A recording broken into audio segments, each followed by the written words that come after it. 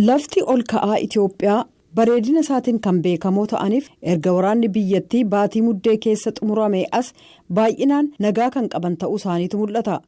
Garuu miidhaan qaamaaf dhukkubbiin ni jira.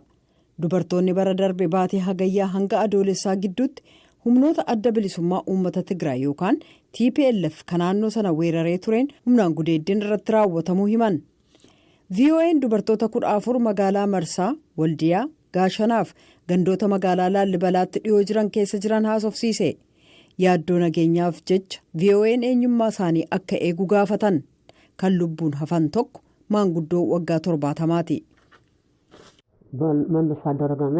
He asked me to go to sleep with him, and I begged him not to. Why on earth would you want to do this? I replied. You are young, and I am old enough to be your mother. Isa waliin akkan ciisu na gaafate. Anis akka kanan goonen kadhadhe. Maaliif kana gochuu barbaadde? Jedheen deebiseef. Ati dargaggeessa, ani immoo umriin koo harmee kee ta'uuf ga'aadhaan jedhan. Haati ijoollee ja'aa tokko loltoonni sun guyyoota ja'aaf of bira isaan tursuu dubbatu. One of the 19 soldiers who raped me came to my home. He hit me on my waist and tied my hands behind my back. One of them raped me there in my house. Loltoota 19 na gudeedan keessaa tokko gara mana koo dhufe. Mudhii koorra na rukutee harka koo dugda koo duubatti na hidhe. Isaan keessaa tokko na gudeede.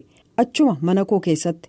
Sana booda isaan waliin na fuudhanii torban tokkoof nyaata malee na tursiisuun guyyaa guyyaan na gudeedan jedhan.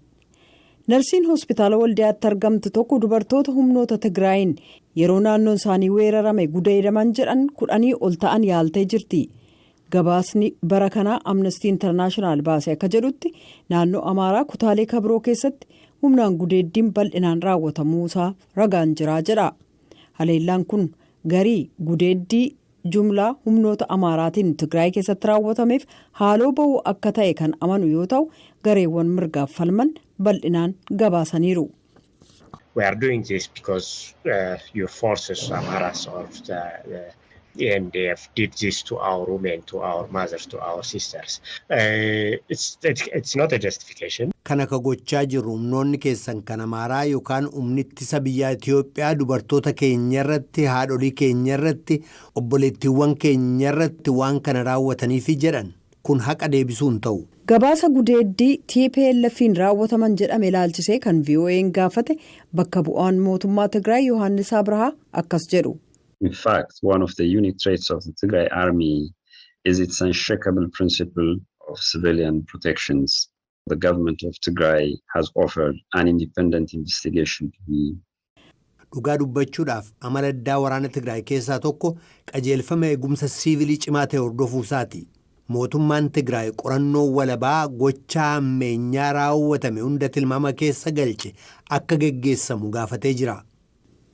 Amnesty International fi Human Rights Watch dabalatee dhaabbilee mirga namoomaa naannoo Amaaraaf Tigraay keessatti gama tokkoon isaaniitiin yakka dhala namaa irratti raawwatame saaxiluu isaanii dubbatu. Shamarreen waggaa 21 kaadhimaan ishee erga isheen humnaan gudeedamtee booda kaadhimummaa isaanii akka addaan kute dubbatti. They gang raped me in my vagina and anus. I couldn't sit. I was overcome. Qaama saalaaf teessuma koo keessa gareedhaan na gudeedan taa'uu hin danda'u. Yeroo mana fincaanii fayyadamu dhukkubbiin natti dhagahamaa jette. Hawaasa isheetiin kan moggaatti qoodamte yoo ta'u amma barsiisaa mana barumsaa ishee duraanii waliin jiraatti.